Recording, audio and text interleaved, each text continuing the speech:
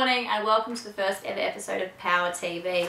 I'm here with the Suncoast Power Under-14s team manager Paul Tresize, and over the next week we're going to be discussing the state championships which will be held here at Fisherman's Road next week. There's 8 teams from across the state including PNG, and Paulie, it's set to be a huge week.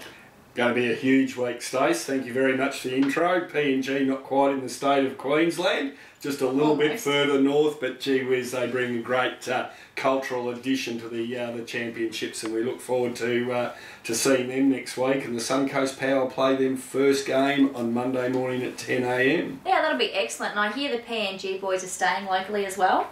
They are. 3 years ago when we hosted the championships, they found themselves a nice little home out at Nambour and Hinterland Footy Club in the woods, and again this year they'll be camped out there, Stace. So 30 stretcher beds in the clubhouse, barbecue on the veranda, and it's a great atmosphere. And as I said before, they bring a great culture to our competition, and they'll do a bit of a harker for us even prior to the game on Monday, but we won't tell anybody that. That'll be excellent. Now, Paulie, serious business. The Suncoast Power Under-14s had a good hit out against the Raiders a couple of weeks ago. How do you reckon they'll go next week? Yeah, you're right, Stace. That was probably 2 or 3 weeks ago now, when we still had a squad of nearly 30 with the team at that stage. It was a good hit out against the Raiders. We dominated the first quarter, and from memory was something like about 3.5 goals up, which was the final margin. So does that say the boys ran out of legs a little bit as the game went on, or the Raiders stepped up to the plate more? Time will tell, and hopefully we may get another crack at them next week. But in general, we started early May with 60 players, and we've come down to 27 at the moment. We've had to name a couple of shadows due to a couple of injury concerns. I might get to that in a minute. And I think all in all we've got a very strong side. There's a couple of unfortunate boys out there that missed out, but that's always the way, and we do feel for those young fellas. And I believe we'll hold our heads high next week. Excellent. And so the boys that you've got at the moment, what do you think are the strong points going to be for the team next week? Actually, I'm quite surprised. We've got some good height, and there are some boys there, Tom Fullerton, Jason Kennedy, James Pushman, that really can take a good clap, grab the footy, and really long kicks as well. So I would believe and hope that we're going to have some pretty long and direct play into the forward line. We'll station somebody up there, and then there's a couple of kids also like James Barnes, who played last year as a 13-year-old, that's a very good footballer, capable of a big mark and a long kick as well. So I think we'll play a long attacking brand of footy, and I know Tristan's been working very hard on that over the last couple of weeks as the squad settled into the final team. Yep, and what else have the Power boys got planned for next week? Obviously it's a long week, they've only got a couple of games. Are there any extra activities that you guys have got planned for them, recovery sessions and that sort of stuff? There are, Stace, but amongst the championships, one of the things that AFL Queensland does is has some education sessions, and we've got one on social networking, the media and that side of things, and also one on racial vilification. So they're Monday and Wednesday for all teams to participate in. But as you alluded to, they're also on the Tuesday and Thursday, just to add to the team structure, culture that we're trying to create for the Power. We'll have a recovery session at 9 o'clock on the Tuesday and Thursday mornings down at Mooloolaba Spit. The boys will do a bit of stretching, bit of light activity. They'll end up in the water, so hopefully it's still 22 degrees in the water. Yeah. But they'll get in for a dip and do the right things for recovery, because 3 games in the 5 days is a big ask. Yeah, and just looking here, the spread of teams, obviously we've got the Raiders, which we spoke about before, and the PNG boys. We've got 2 teams from the Gold Coast as well, and the Country Kookaburras. I'm not too sure the Country Kookaburras. What can you tell me about them? Where do they come from? I can't tell you much about them. They've probably only been coming together for the last month. How much work have they done together is always a challenge for them. I believe they land on the coast and go into camp over at Majimba at the Apex camp over there on Sunday. So they'll have a training session at some stage on Sunday, I dare say, as a total team, which they probably haven't had the opportunity to do too much of.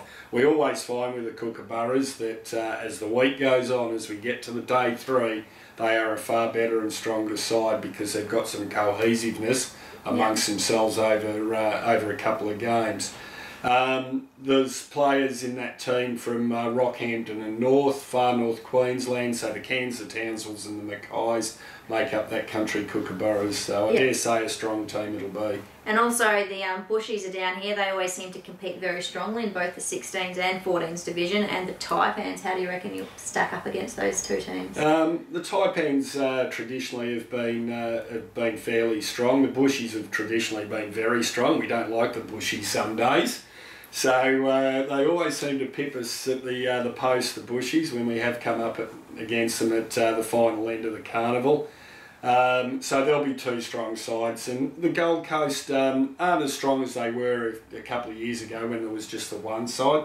There's two sides now, and that south side takes in northern New South Wales. So again, AFL Queensland spreading its borders a little bit wider than just teams out of the state with PNG in the north and northern New South Wales. And what do you think, like from a club development perspective, is the best thing about carnivals like this and having them on the Sunshine Coast? Oh, certainly in terms of the sunny coast and it being featured here is fantastic advertisement for the game. And I do remember, we have held carnivals in 2003 and then out at Nambour, as I alluded to a couple of years ago in recent times here on the coast, and certainly out at Nambour a couple of years ago. Very good crowd, kids that were participating in our junior footy weren't lucky enough to be in the Power or were a bit younger, came along, and we had great crowd numbers. So hopefully that happens again and they get out there and they support the local team. But great opportunity to see where the football level is at that under 14 across the state. And what are you looking forward to the most? Apart from a week out of the office. A week out of the office, but it could have been a week out of the office down the Gold Coast. So what am I looking forward to the most? I've been on the Sunshine Coast, and importantly just seeing how the boys step up, because it's been an 8-week program. We're getting to the culmination with the 3 games at championships next week. So where's the leadership? Where's the football smarts? Who steps up to the plate? And there's always somebody that excels themselves and excites us. And Corey Hubscher last year, the Nambour boy, he was one of those certainly that went into the carnival, was a promise, and he certainly delivered over the 3 games. So that's what we look forward to, is seeing who steps up and gives it their best shot. Excellent. Well, I'm certainly looking forward to it. Is there anything you'd like to add before we sign off, Paulie? No, not really. As I said before, we did have to bring a couple of shadows in Ryan McComb from out at Glasshouse and Toby Curl from Maroochydore. We do have a couple of injury concerns. Tom O'Connell from Wide Bay's probably not going to make it, which is a great shame because he is a good talent, and we wish Tom the best in his recovery. And then another young fella needs to go through some fitness testing tomorrow. So that'll change the dynamics, the emergencies potentially coming into the side, and those couple of shadows in Ryan and Toby being considered for an emergency role. But all in all, thanks very much to the coach, Tristan Scott. He's given up 8 weeks of Monday and Wednesday nights training, but plenty of hours in between just putting the grey matter through the program.